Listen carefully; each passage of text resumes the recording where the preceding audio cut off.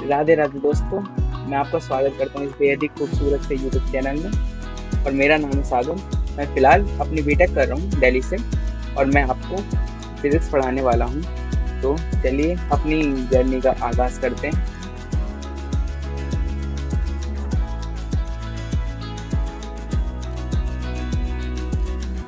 तो राधे राधे सभी को। मेरा नाम है सागर, और मैं इस प्लेटफॉर्म पे आपको फिज़िक्स पढ़ाऊँगा। देखो, सबसे पहले तो मैं आपको बताता हूँ कि फिज़िक्स पढ़नी कैसे। फिज़िक्स सबसे ज़्यादा लॉजिकल और इंटरेस्टिंग सब्जेक्ट है पूरी 9, 10th, 11th, 12th का। और इसमें कुछ भी याद करने का नहीं है। फिजिक्स में तुम्हें जो चीज़ भी समझनी है सब अपने आसपास से रिलेट करके देखना है। ठीक है। अब तुम्हारी फिजिक्स में सबसे पहला चैप्टर आता है लाइट। अब जिसने ये चैप्टर पढ़ रखा होगा उसके दिमाग में ये आइडिया आ रहा होगा कि इस चैप्टर में सिर्फ मिरर वगैरह के बारे में बताया हुआ है। मतलब चैप्टर का नाम लाइट ही क्यों रखा। इस चैप्टर का नाम लाइट रखने के पीछे भी बहुत दिमाग लगाया हुआ है। इस चैप्टर का नाम लाइट इसलिए रखा हुआ है क्योंकि देखो, हम देख किस वजह से पाते हैं। सबसे बड़ा रीजन क्या है हमारे देख पाने का किसी चीज को। क्यों? क्योंकि जब किसी ऑब्जेक्ट के ऊपर लाइट पड़ती है तो वो लाइट रिफ्लेक्ट करता है वो ऑब्जेक्ट, और फिर वो जो रिफ्लेक्टेड लाइट है वो हमारी आंखों में पड़ती है, जिस वजह से हम उस ऑब्जेक्ट को देख पाते हैं। ठीक है। इसलिए इस चैप्टर का नाम रखा है लाइट। अब बाकी ये बहुत बड़ा चैप्टर है, काफी चीजें हैं इसमें, रिफ्लेक्शन, रिफ्रैक्शन, मिरर, सब कुछ है। लेकिन इतना इंटरेस्टिंग है क्योंकि इससे तुम्हें जो तुम्हारे दिमाग में फालतू क्वेश्चंस होते हैं, जैसे ट्विंकलिंग स्टार ट्विंकल क्यों करता है, या फिर मिरर्स क्या होते हैं, रेनबो कैसे बनता है, स्काई नीला क्यों होता है, इस तरह की चीजें जो हैं वो इस चैप्टर से पता चलती हैं। तो चलो इस चैप्टर को स्टार्ट करते हैं। सबसे पहले इस चैप्टर में चीज आती है रिफ्लेक्शन। रिफ्लेक्शन क्या है? रिफ्लेक्शन कुछ नहीं है, सिर्फ बाउंसिंग बैक ऑफ लाइट। मतलब किसी भी सरफेस से अगर टकराकर लाइट बाउंस बैक कर रही है तो उसको हम रिफ्लेक्शन कहते हैं। ठीक है, अभी के लिए इतना समझना काफी है। अब रिफ्लेक्शन के हमारे पास मेनली दो लॉज आते हैं। एक होता है एंगल ऑफ इंसिडेंस, जो है वो एंगल ऑफ रिफ्लेक्शन के बराबर है। जैसे इस डायग्राम में दिख रहा होगा, ये जो लाइट आ रही है इधर की तरफ, इसे हम कहते हैं इंसिडेंट रे। और ये जो लाइट जा रही है इसको हम कहते हैं रिफ्लेक्टेड रे। और ये जो बीच में लाइन बन रही है ना, इसको हम नॉर्मल कहते हैं। अब ये वाला एंगल जो है इसे हम कहते हैं इंसिडेंट एंगल, और इसे कहते हैं रिफ्लेक्टेड एंगल।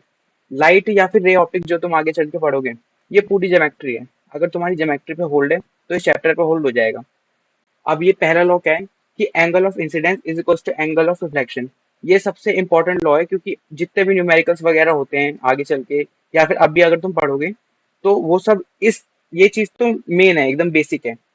और दूसरा होता है कि इंसिडेंट रे, रिफ्लेक्टेड रे और नॉर्मल एक ही प्लेन के अंदर लाइन करती है। अब प्लेन क्या होता है? प्लेन का मतलब होता है, ये देखो, जैसे एक बुक है, ये पूरा एक प्लेन है। ठीक है। अब इस, मान लो यहाँ से लाइट गई और यहाँ पे लाइट आ गई, तो ये जो एक ही प्लेन के अंदर तीनों चीजें लाई कर रही हैं, इंसिडेंट रे भी, रिफ्लेक्टेड रे भी, और ये नॉर्मल भी। अबाउट किसके? About point of incidence. ये जो पॉइंट है, इस पॉइंट के अबाउट। ठीक है। अब सबसे पहली चीज मिरर्स। हमें सिर्फ अभी के लिए एक ही मिरर पता है जो हम नॉर्मली यूज करते हैं, प्लेन मिरर। अब प्लेन मिरर क्या होता है? प्लेन मिरर की कुछ प्रॉपर्टीज होती हैं। प्लेन मिरर तो तुमने देखा ही होगा, जिसपे सब बैठ के बाल बाल बनाते हो अपने, बढ़िया, वही प्लेन मिरर होता है। अब प्लेन मिरर की कुछ प्रॉपर्टीज होती हैं, जैसे तुमने डोरेमोन में भी देखा होगा, वैसे उसकी यूज नहीं है, लेकिन एक स्टिल ट्रूप्स नाम की मूवी आई थी। अब उसके अंदर क्या था कि वो मिरर वर्ल्ड के अंदर चले जाते हैं। तो अब इसमें तुम पढ़ना शुरू करो, जैसे image size is equals to object size. जब वो डोरेमोन मिडल मिरर वर्ल्ड के अंदर चला जाता है तो उसका साइज छोटा या बड़ा होता है? नहीं होता ना। या फिर तुम ही शीशे के आगे खुद को खड़ा होकर देख रहे हो, तो तुम्हारा जो साइज है मुंह का, मिरर में भी तो उतना ही साइज दिखता है। तो ये तो खुद समझ में आ गया कि इमेज साइज और ऑब्जेक्ट साइज इक्वल होता है प्लेन मिरर के केस में। दूसरा, इमेज डिस्टेंस और ऑब्जेक्ट डिस्टेंस इक्वल होती है। मतलब ये मिरर है और यहाँ पे मैं खड़ा हूँ, तो ये जो डिस्टेंस है, इधर इसकी इमेज की डिस्टेंस भी इक्वल ही होगी। ये भी तुमने देखा होगा मिरर के अंदर। ठीक है। और इमेज जो होती है वो हमेशा इरेक्ट होती है। इरेक्ट मतलब अगर मैं सीधा खड़ा हूँ तो वो मिरर में यूं नहीं हो जाऊंगा। ठीक है, रहूंगा वो मैं सीधा ही, इसलिए इसको कहते हैं हम इरेक्ट। और एक आता है लैटरली इन्वर्टेड। लैटरली इन्वर्टेड का मतलब कि जो मेरा राइट हैंड रियल वर्ल्ड में है, मिरर वर्ल्ड में मेरा वो लेफ्ट हैंड बन जाता है। ठीक है। और उसके बाद आता है इमेज इज वर्चुअल। अब देखो, वर्चुअल क्या है? हमारे पास दो तरह की इमेजेस होती हैं, एक होती है रियल इमेज और एक वर्चुअल इमेज होती है। अब रियल और वर्चुअल इमेज को समझने का सबसे बढ़िया तरीका होता है रे डायग्राम्स। क्योंकि रे डायग्राम से सब कुछ अच्छी तरह समझ में आता है। अभी मैं बेसिक बेसिक बताया दूं, क्योंकि कॉन्वेक्स मिरर और कॉनकेव मिरर के जब तुम रे डायग्राम्स देखोगे तो तुम्हें ये और ढंग से समझ में आ जाएगा। अब देखो, रियल इमेज कब बनती है? तब बनते हैं जब लाइट रेज जो है वो एक्चुअली मीट करती हैं। और वर्चुअल इमेज कब बनती है, जब वो अपीयर करते हैं मीट करते हुए। मतलब इसका मतलब तो समझ नहीं आया होगा, आई नो। देखो, जैसे इस एग्जांपल को लो तुम, ये इस टाइम कोई ऑब्जर्वर है, ठीक है, और ये यहाँ पे मिरर मिरर है, और यहाँ इसकी इमेज बन रही है।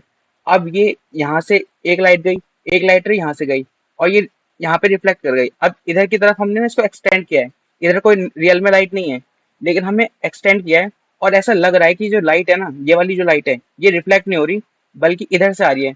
तो ये हमें प्रतीत होता है कि ये ऐसा हो रहा है, इस जगह से ये लाइट आ रही है, इसलिए हमें ये बंदा लगता है कि मिरर के अंदर कोई एक बंदा खड़ा हुआ है। इस तरह की इमेज को हम कहते हैं वर्चुअल इमेज। और रियल इमेज के लिए मैं कॉन्वेक्स मिरर और कॉनकेव मिरर के टाइम पे सब कुछ एक्सप्लेन कर दूंगा। अब रिफ्लेक्शन भी हमारे पास दो तरह की होती है, एक होती है रेगुलर रिफ्लेक्शन और एक होती है इरेगुलर रिफ्लेक्शन। रेगुलर रिफ्लेक्शन क्या होती है? रेगुलर रिफ्लेक्शन में कुछ नहीं होता, अगर तुम्हारे पास प्लेन सरफेस है तो जो लाइट आएगी वो प्लेन सरफेस से टकराएगी और वापस चली जाएगी, इसी तरीके से सारा काम होगा। लेकिन इरेगुलर रिफ्लेक्शन क्या होती है कि अगर कोई खुरदरा सरफेस है तो उस पर जब लाइट टकराती है तो बार बार वो स्कैटर होती है। इस तरह के रिफ्लेक्शन को हम कहते हैं इरेगुलर रिफ्लेक्शन। और अगर देखा जाए तो माइक्रोस्कोपिक लेवल पर सब चीजें इरेगुलर ही होती हैं, क्योंकि कुछ भी चीज एकदम स्मूथ नहीं होती।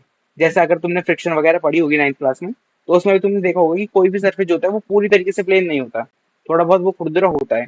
तो यही चीज इसके अंदर आती है कि इस तरीके से ना जो भी खुरदुरा सरफेस होता है उस पर जब लाइट रिफ्लेक्ट होती है तो वो थोड़ी टेढ़ी मेढ़ी चली जाती है, और इसमें लाइट का डिफ्यूजन हो जाता है, इसलिए इसको डिफ्यूजन रिफ्लेक्शन भी कहते हैं। अब यहाँ पे एक क्वेश्चन आता है माइंड के अंदर, वो क्वेश्चन ये है कि कुछ लोग सोचते हैं कि यहाँ पे लॉज ऑफ रिफ्लेक्शन फॉलो हो रहे हैं और यहाँ पे लॉज ऑफ रिफ्लेक्शन फॉलो नहीं हो रहे, लेकिन ऐसा कुछ नहीं। लॉज ऑफ रिफ्लेक्शन इधर भी फॉलो होंगे, रेगुलर रिफ्लेक्शन के केस में भी और इरेगुलर रिफ्लेक्शन के केस में भी, दोनों जगह लॉज ऑफ रिफ्लेक्शन पूरी तरीके से फॉलो होंगे। वही होगा कि एक ही प्लेन में लाई करेगी, इंसिडेंट एंगल रिफ्लेक्टेड एंगल के बराबर होगा, ठीक है। उसके बाद अब यहाँ पे हम स्टार्ट करते हैं स्फेरिकल मिरर्स। अब स्फेरिकल मिरर में कुछ नहीं होता, मेनली स्फेरिकल मिरर को स्फेरिकल मिरर कहते ही क्यों हैं? क्योंकि हम ये मानते हैं कि वो एक बड़े सर्कल का एक छोटा सा अंश है। इधर की तरफ जो बन रहा है, जैसे अगर वो केव लाइक स्ट्रक्चर बन जाता है तो उसे हम कॉनकेव कहते हैं, और अगर वो बाहर की तरफ उभरा हुआ होता है जिसे बल्ज कहते हैं, बल्ज आउट होता है, तो उसको हम कहते हैं कॉन्वेक्स मिरर। वो अभी आगे चल के पढ़ेंगे। अभी के लिए ये चीजें समझ लो कि फोकल लेंथ क्या होती है, सेंटर ऑफ कर्वेचर क्या होता है। तो सबसे पहले सेंटर ऑफ कर्वेचर क्या होता है? सेंटर ऑफ कर्वेचर वो पॉइंट होता है जिस सर्कल उस सर्कल का सेंटर होता है जिस सर्कल में से तुमने मिरर को काटा हुआ होता है, उसे हम कहते हैं सेंटर ऑफ कर्वेचर। अब पोल क्या होता है? पोल उस मिरर का सेंटर होता है। देखो ये जो जैसे ये मिरर दिख रहा है, ये मिरर है, इस पे ये जो पी पॉइंट है, इस पी पॉइंट को हम कहेंगे पोल। और ये जो पोल है और सेंटर ऑफ कर्वेचर है, इस इन दोनों के बीच के डिस्टेंस को हम रेडियस ऑफ कर्वेचर कहते हैं। और इस पोल और सेंटर ऑफ कर्वेचर के बीच पे जो पॉइंट आता है उसको हम कहते हैं फोकस। और फोकस और पोल के बीच की जो डिस्टेंस होती है उसको हम कहते हैं फोकल लेंथ। अभी के लिए इतना ही काफी है। और अपर्चर क्या होता है? अपर्चर वो पार्ट होता है मिरर का जो रिफ्लेक्ट कर रहा होता है। मतलब जैसे ये पूरा सर्कल है, इस पूरे सर्कल में से हमने इतना हिस्सा लिया है ना मिरर का, तो जब लाइट पड़ेगी तो इतने हिस्से से रिफ्लेक्शन जो भी होगा ना होगा, इतने हिस्से से ही होगा, तो उस हिस्से को हम कहते हैं अपर्चर। अब एक चीज और आती है प्रिंसिपल एक्सिस। प्रिंसिपल एक्सिस कुछ नहीं होती, प्रिंसिपल एक्सिस वो एक्सिस होती है जो पास कर रही होती है पोल से और सेंटर ऑफ कर्वेचर से, वो इनफाइनाइटली लंबी जाती है। इसमें कोई कंफ्यूजन होने की बात नहीं है कि ये रेडियस ऑफ कर्वेचर है या फिर ये फोकल लेंथ है। प्रिंसिपल एक्सिस एक इनफाइनाइट लाइन है, बाकी फिर फोकल लेंथ और radius of curvature I hope समझ में आ गया होगा। अभी के लिए इतना काफी है, तो आज के लिए बस इतना ही। लेक्चर पसंद आया तो लाइक शेयर सब्सक्राइब सब अपने हिसाब से कर देना। बाकी राधे राधे, अगले लेक्चर में हम इसके आगे का कंटिन्यू करेंगे। राधे राधे सभी को।